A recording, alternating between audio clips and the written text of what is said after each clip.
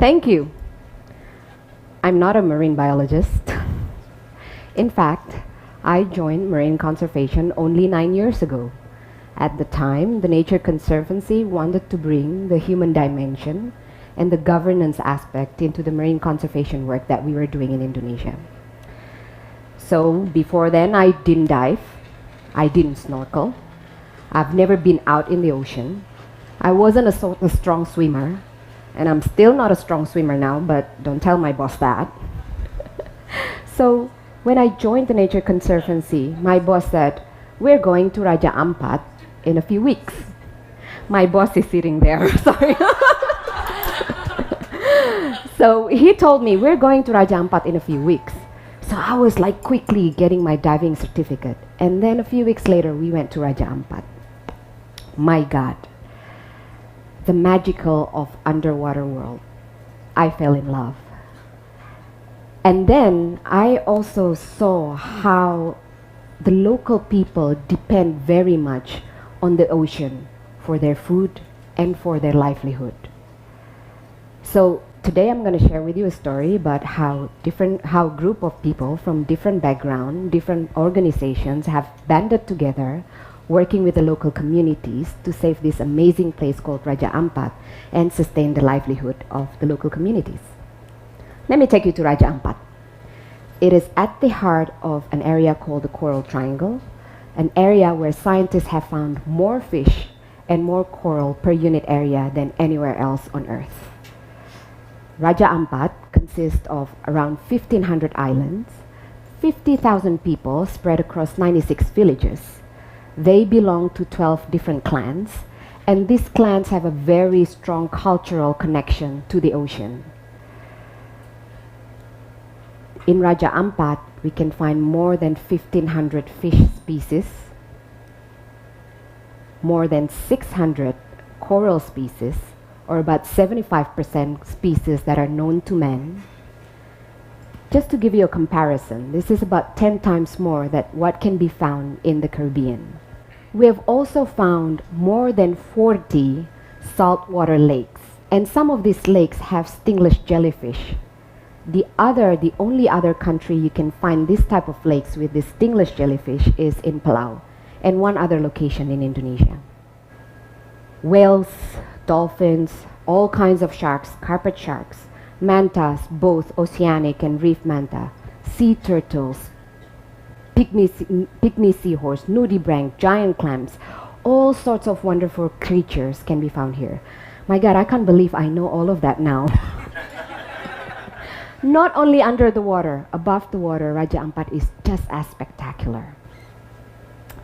I took my daughter 2 years ago to Raja Ampat, and as we're standing on top of this karst hill, looking down, she told me, Mimi, can we keep this place as our secret place? Because I don't want people to ruin it.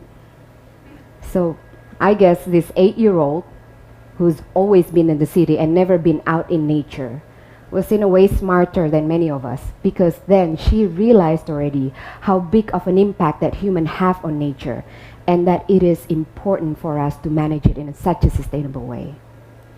But Raja Ampat is under threat like many other parts in the world, and one of the ways in which we can help address this threat is to establish marine protected area. In Raja Ampat, it would consist of zones, no-take zones, that are allocated for full protection, for tourism and for research, while also allocating some zones for local fishing for the local communities to sustain their livelihood. However, establishing marine protected area is not as easy as it sounds, especially in Raja Ampat, in the middle of nowhere with no data, and the local people didn't really know much about marine protected area. In the beginning, they were like, what? No, it's like we were seen as outsiders, literally, because this is a foreign idea that you're trying to impose on us. So what did we do to convince the local community that it's not a foreign idea after all, that making MPA does make sense? We team up with some local clan leaders, some of them that are more open to the idea. We ask them to be our local champion, talking to the communities, spreading the message of ocean protection. We also work with the priest and local imams from the mosque and ask them to insert conservation message, cite some verses of the Bible, and in Friday prayers to disseminate information about ocean protection. And of course, the locals listen to their priests much more than they listen to me and international NGO. We became part of the community's daily life. We take part in the village activities. We were flexible, just like we're being flexible on the ship, adjusting every day. There were numerous meetings on marine conservation, discussions on ocean protection, in the morning, in the middle of the night, on the beach, in someone's kitchen. Everywhere else we think it was possible, everywhere else in a very unconventional way, just to get the most participation out of the community. I actually remember many times thinking that, oh my God, my team seems to be having this discussion all the time on the white sand beach, on the most beautiful island on earth, while I'm stuck in Jakarta behind the desk reviewing their reports, writing a strategic plan. And just to give you an idea, this is the view from our office there. So another important component of establishing marine protected area is the science. But we didn't know much about Raja Ampat, so we carried out scientific data collection to know where are the locations that are important to be protected, to know how the fish are doing, and to know the status of other conservation targets that we need to protect. Not only that, we also got the information on how people were using these resources, where people go fishing, who were fishing. Was it mostly inside or local fishers, or was it outside fishers? We also looked at the local custom or traditional cultural values that can be used to promote marine conservation. And in Raja Ampat, we found that there's this local custom called the sasi, which includes applying size limit, applying harvest quota, taking turns to harvest, and seasonal closure of their fishing ground.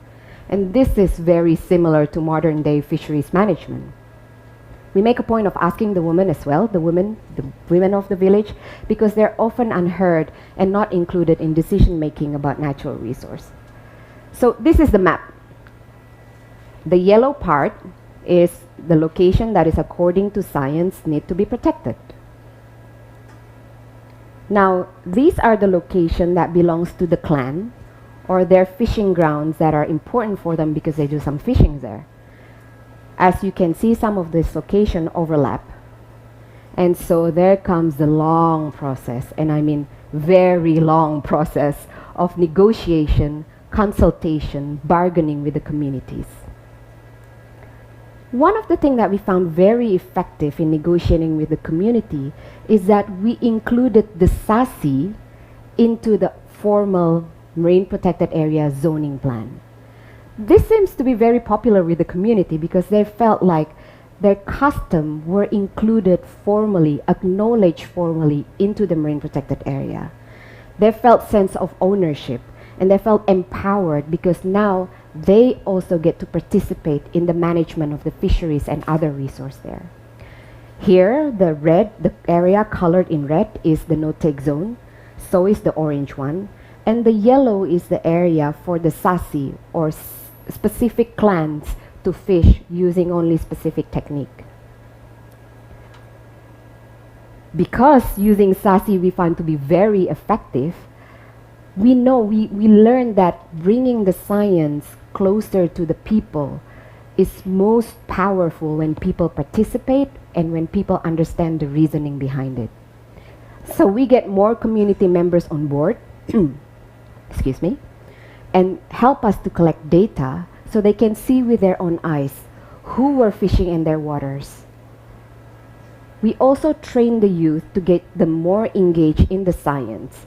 This youth we've trained to dive, to identify fish, and to help us in assessing the condition of the reef. Some of these youth have gone now to study marine biology, and one of them actually joined the government agency that is managing the marine resource and fisheries in Raja Ampat. Nowadays, I feel that there's a positive winds for conservation in Raja Ampat. In some area, we see shark coming back in places which we've never seen them there before. In some no-take zones, fish biomass is increasing. Communities' perception and support towards establishing marine protected area have increased. This is a picture that's taken in 2012, where there was a celebration where the traditional leaders from 9 clans give their blessing for the zoning plan. And I was told by one of the elderly there, Gondan, this is the first time in nearly 50 years all the clans agree unanimously on one issue. So, and that was very powerful. So what have we learned from our experience establishing marine protected area in Raja Ampat? We learned that engaging the community from the very beginning is key to promote buy-in, and it's key if we want the MPA to be established effectively. We also learned that science is most powerful when it's close to the people and when people participate in it and when people can relate to it. So, remembering my daughter, what she said as we were standing on top of Dapun Lol looking down, I'm now more optimistic than ever that if we can work together and get the communities involved, we don't have to keep these places as secret, and it can be enjoyed and benefit the future generations. Terima kasih.